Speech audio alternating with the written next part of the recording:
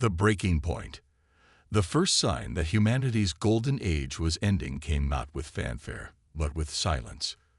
Commander Sarah Chen stood on the observation deck of Luna Station, watching the stars disappear one by one. It wasn't night falling across space. Something was blocking out the light, something impossibly vast moving between the outer planets and Earth. Sarah had served the Terran Union for 15 years, rising through the ranks during humanity's greatest expansion period. The Union controlled 12 star systems, commanded a fleet of 3,000 vessels, and governed over 40 billion souls across dozens of worlds. They thought themselves masters of their corner of the galaxy. They were wrong. The communication array crackled to life behind her. Commander Chen, priority message from Admiral Harrison aboard the flagship Destiny. The voice belonged to Lieutenant Torres, barely 22, and still amazed by everything in space. Sarah envied that wonder. In a few minutes, it would be gone forever. She turned toward the massive view screen as Admiral Harrison's weathered face appeared. Behind him, she could see the bridge of the Destiny in chaos. Officers ran between stations, red alert lights bathed everything in crimson, and the Admiral's usually perfect uniform was disheveled. "Sarah, thank God you're receiving this," Harrison began, his voice tight with controlled panic. "We're facing something unprecedented.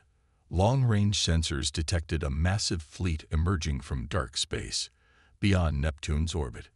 Initial estimates suggest over 10,000 vessels, each one larger than our biggest dreadnoughts." Sarah felt her stomach drop. 10,000 ships. The entire Union fleet barely numbered 3,000, and many of those were exploratory vessels or cargo haulers pressed into military service during peacetime. Harrison continued, "We're moving to intercept, but Sarah, their technology is beyond anything we've seen. They're not responding to any communication attempts. Their energy signatures are completely alien. I'm sending all available data to Luna Station. If something happens to the fleet, you'll be humanity's last line of defense." The transmission began breaking up. Through the static, Sarah heard Harrison's final words. "Remember, Sarah, humanity has always found a way. We always adapt. We always survive. No matter what happens, don't let them break our spirit." The screen went dark. For exactly 17 minutes, Sarah stood in perfect silence, watching the stars. Then Luna Station's sensors detected the first explosions. Brilliant flashes of light appeared in the distance, each one marking the death of a human vessel. The pride of the Terran Union was being systematically destroyed, and there was nothing anyone could do to stop it. The battle, if it could be called that, lasted 4 hours. When it ended, 97% of the Union fleet was gone. Admiral Harrison's flagship Destiny was among the first casualties. Humanity's military might, built over 2 centuries, had been swept away like dust before a hurricane. Dr. Marcus Rivera was analyzing mineral samples in his lab when the first refugee ships began arriving at Luna Station. As the Union's leading xenobiologist, he had spent years studying alien artifacts and theorizing about potential first contact scenarios. None of his theories had prepared him for this. The refugees brought horrifying stories. The alien fleet, which survivors had begun calling the Cytherians based on some intercepted communication fragments, wasn't just destroying military targets. They were systematically conquering human colonies, enslaving populations, and strip mining entire worlds of resources. Marcus threw himself into studying the few pieces of Cytherian technology that had been recovered from the battle wreckage. The alien materials were unlike anything in human science.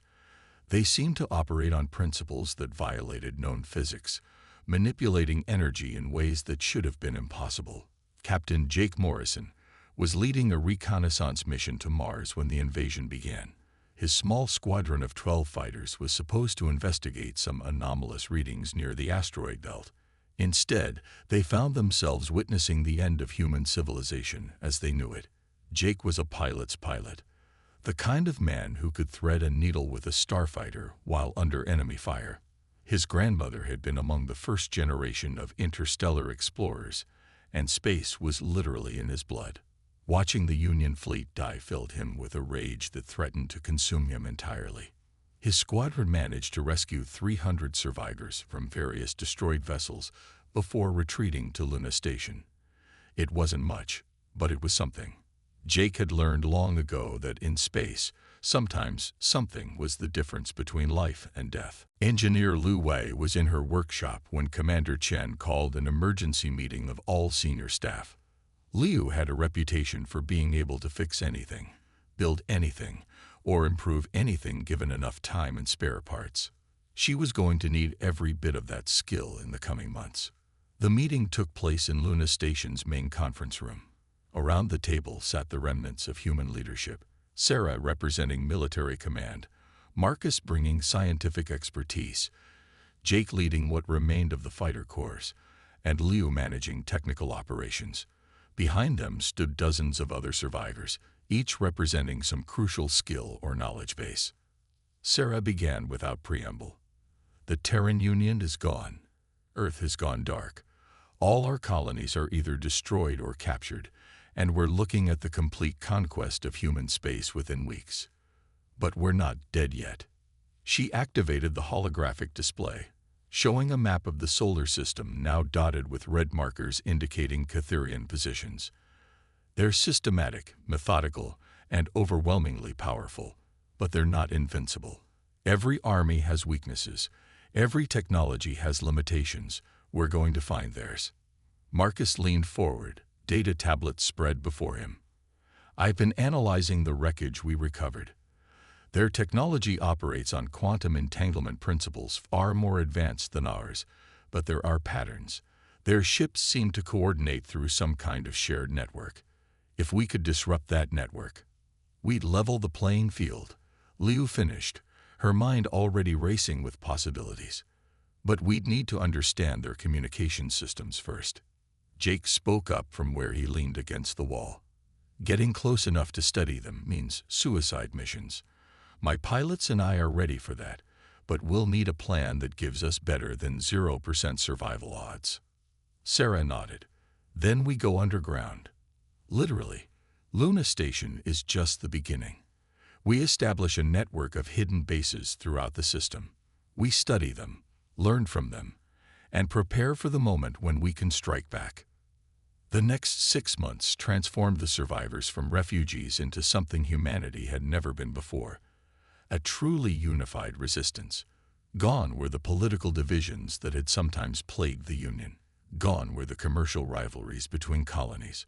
Survival had a way of clarifying priorities. They established hidden bases in asteroid fields, inside abandoned mining stations, and within the ice caves of Europa. Each base specialized in different aspects of the resistance effort. Some focused on intelligence gathering, others on technology development, and still others on recruiting and training new fighters from the steady stream of human refugees who continued to arrive. Lu Wei's engineering teams made the first breakthrough. By studying captured Catherian technology alongside human systems, they discovered that the aliens' quantum communication networks operated on specific frequency ranges. More importantly, they found that these frequencies could be disrupted using modified human transmitters. The first test came when Jake led a squadron of fighters in an attack on a Catherian patrol group near the asteroid belt. Lu's jamming devices worked better than expected. Cut off from their network, the alien ships became confused and disorganized. For the first time since the invasion began, humans achieved a tactical victory. Marcus made the next crucial discovery while examining a damaged Catherian drone. The aliens weren't just technologically advanced, they were biologically integrated with their machines. Each Catherian was part of a vast hive mind that shared information instantaneously across their entire species. It explained their perfect coordination and tactical omniscience. It also revealed their greatest weakness. Hive minds were efficient, but they were also predictable. They followed patterns, optimized for scenarios they understood. Humans, with their individual creativity and capacity for unpredictable action, represented something the Catherians had never encountered. Sarah coordinated the Resistance's growing network of cells and bases, planning operations with the precision of a chess master and the cunning of a guerrilla fighter. Under her leadership, the resistance began to evolve from desperate survivors into something more dangerous, humans with nothing left to lose and everything to fight for. By the end of their first year underground, they had grown from a few hundred survivors to over 50,000 active resistance members spread across dozens of hidden bases. They had captured enough Cytherian technology to begin building hybrid human-alien weapons. Most importantly, they had learned that the Cytherians, for all their technological superiority, could be beaten. The aliens controlled the surface of every human world, commanded the space lanes, and possessed overwhelming firepower. But they had made one crucial mistake. They had underestimated humanity's greatest strength, the ability to adapt, survive, and unite in the face of extinction. As Sarah stood once again on Luna Station's observation deck, now heavily modified and hidden within an artificial asteroid, she watched new human ships launching on patrol missions. These vessels bore no resemblance to the sleek Union warships of the past. They were hybrid constructions, part human engineering and part alien technology, designed for stealth and hit-and-run tactics. The real war was just beginning. The human uprising. 2 years after the fall of the Terran Union, humanity had become something the Cytherians had never faced, an enemy that grew stronger through defeat. The aliens controlled the major worlds and space lanes, but beneath the surface of every conquered planet, in the hidden asteroid bases and camouflaged stations, the resistance thrived. Commander Sarah Chen had established her headquarters in what was once a mining facility deep within Ceres. The asteroid's interior had been hollowed out and converted into a sprawling complex that housed over 10,000 humans. It served as the nerve center for resistance operations across the solar system. Sarah reviewed the latest intelligence reports with growing satisfaction. The Cytherians had expected human resistance to collapse within months of their initial victory. Instead, it had grown exponentially. Every week brought new recruits, refugees who had escaped alien work camps, captured soldiers who had been presumed dead, and even some surprising allies. Dr. Marcus Rivera had made contact with something unprecedented: Cytherian defectors. It seemed that not every member of the alien hive mind was content with their species' conquest strategy. A small but growing number of Cytherians had begun questioning their leadership's methods, and a few had actually reached out to human resistance cells. The first defector was a Cytherian engineer named Zektar, whose individual designation translated roughly to builder of bridges. Unlike most of his species, Zektar had retained some degree of individual consciousness, despite the hive-mind connection. He brought invaluable intelligence about Cytherian technology, military strategies, and most importantly, the location of their command infrastructure. The Great Nexus, Zektar explained during one of his debriefing sessions with Marcus, speaking through a translation device Liu Wei had constructed. It is the heart of our collective consciousness. Every Cytherian vessel, every base, every individual maintains constant connection to the Nexus. Without it, we would be diminished. Marcus leaned forward intently. Diminished how? Would you lose your technology? No, but we would lose our coordination. Our ships would fight as individuals rather than as a collective. Our response times would slow. Our tactical advantages would disappear. Zektar paused, his alien features showing what might have been regret. Your species fights as individuals who choose to cooperate. Mine fights as a single organism with many bodies. Remove the connection, and we become vulnerable. The implications were staggering. The Cytherians' greatest strength was also their critical weakness. If the resistance could somehow disrupt or destroy the Great Nexus, they could turn the tide of the entire war. Captain Jake Morrison had spent 2 years perfecting the art of asymmetric warfare. His fighter squadrons now operated using hybrid human Cytherian technology, ships that could cloak themselves using alien stealth systems while maintaining human-designed weapon systems that the aliens couldn't predict or counter effectively. Jake's latest mission had been a reconnaissance flight to observe the Great Nexus.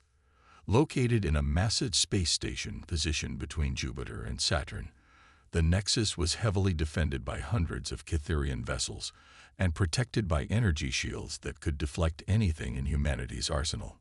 "It's impossible," Jake reported to Sarah after returning from the mission. "Even if we could somehow get past their fleet, the Nexus itself is the size of a small moon. Our entire remaining military couldn't put a dent in it." Engineer Lu Wei disagreed.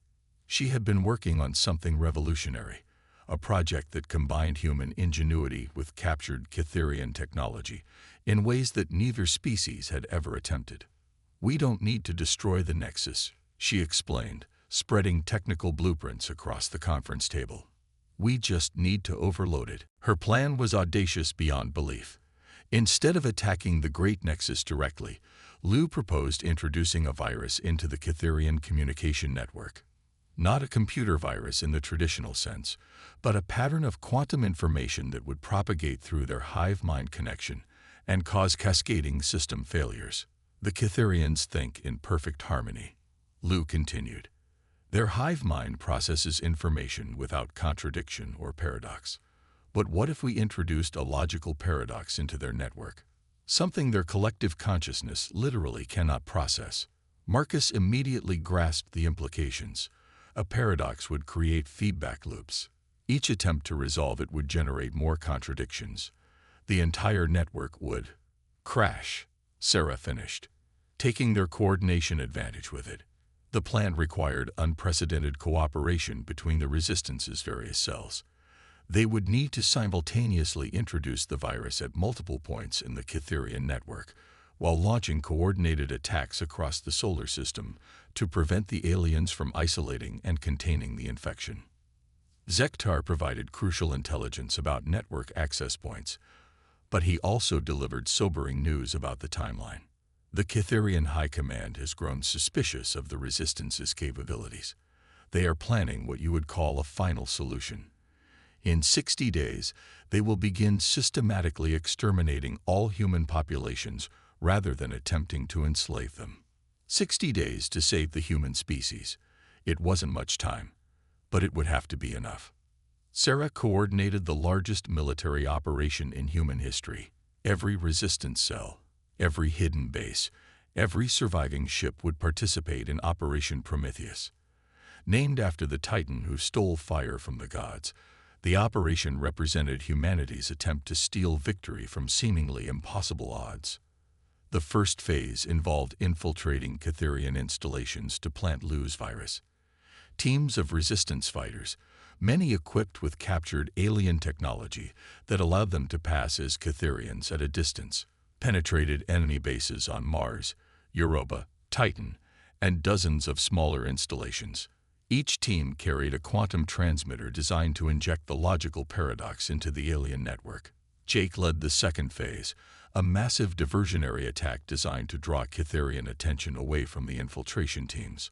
Over 200 human vessels, most of them converted civilian ships armed with hybrid weapons, struck at Cytherian forces throughout the outer system. The attacks were coordinated to appear as a desperate last-ditch effort by a dying resistance. The Cytherians responded exactly as predicted, rushing reinforcements to counter what they perceived as humanity's final gambit. Their hive mind calculated probabilities, optimized response strategies, and coordinated fleet movements with mathematical precision.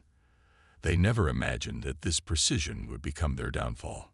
Lu's virus activated simultaneously across 17 different network nodes. The logical paradox was elegantly simple. This statement is false. When processed by the Cytherian hive mind, the statement created an infinite loop. Each attempt to evaluate its truth value generated a contradiction, which triggered additional processing cycles, which generated more contradictions. The effect was immediate and devastating. Across the solar system, Cytherian ships suddenly stopped coordinating their movements. Communication between alien forces broke down. Energy shields flickered and failed. Weapons systems powered down as their operators struggled to process the overwhelming feedback from their neural connections to the hive mind. Sarah launched the third phase from her command post on Ceres. Every remaining human ship, Every hidden weapon, every resistance fighter who had been waiting for this moment struck simultaneously. But this wasn't the desperate attack the Catherians expected. This was a coordinated assault by humans who had learned to fight as both individuals and as a unified force. The battle raged for 18 hours. Without their hive mind coordination, the Catherians fought as confused individuals rather than as a single overwhelming organism. Human fighters used unpredictable tactics that the aliens couldn't counter. Resistance forces struck at critical infrastructure, while Catherian defenders struggled to maintain communication with each other. The turning point came when Jake's squadron penetrated the defenses around the Great Nexus itself. The massive station, designed to coordinate the activities of an entire interstellar empire, had become a liability rather than an asset. Its own processing power was amplifying the virus's effects, creating feedback loops that were literally tearing the Catherian consciousness apart. Marcus and Zektar worked together to introduce a final element into the virus, a shutdown command that would allow Catherians to voluntarily disconnect from the hive mind without losing their individual consciousness. It was an act of mercy that many humans questioned, but Sarah approved it immediately. "We're fighting for the right to exist as free beings," she declared. "That right belongs to anyone willing to claim it, regardless of species." The war ended not with a grand explosion or a final desperate battle, but with a simple transmission broadcast across all Catherian communication channels. In a voice that every member of their species could hear, Zektar announced the option to choose individual consciousness over collective servitude. Within hours, millions of Catherians had chosen freedom. Their empire, built on absolute unity and shared consciousness, simply ceased to exist. Some aliens chose to maintain smaller collective groups, others embraced complete individuality, and many found a middle path that combined the benefits of both approaches. 5 years after the fall of the Terran Union, humanity established the Human Federation with a capital on rebuilt Earth. But this wasn't just a human government. The Federation included thousands of former Catherians who had chosen to remain in the solar system, working alongside humans to build something neither species could have achieved alone. Sarah Chen became the Federation's first admiral, commanding a fleet that included both human and former Catherian vessels. Marcus Rivera established the Institute for Interspecies Cooperation, dedicated to studying ways that different forms of consciousness could work together. Jake Morrison founded the Federation Flight Academy, where human and alien pilots learned from each other's techniques. Lu Wei, perhaps predictably, became the Federation's chief technology officer. Her hybrid human-Catherian technologies revolutionized everything from faster-than-light travel to quantum computing. But her greatest achievement remained the virus that had given both species the freedom to choose their own paths.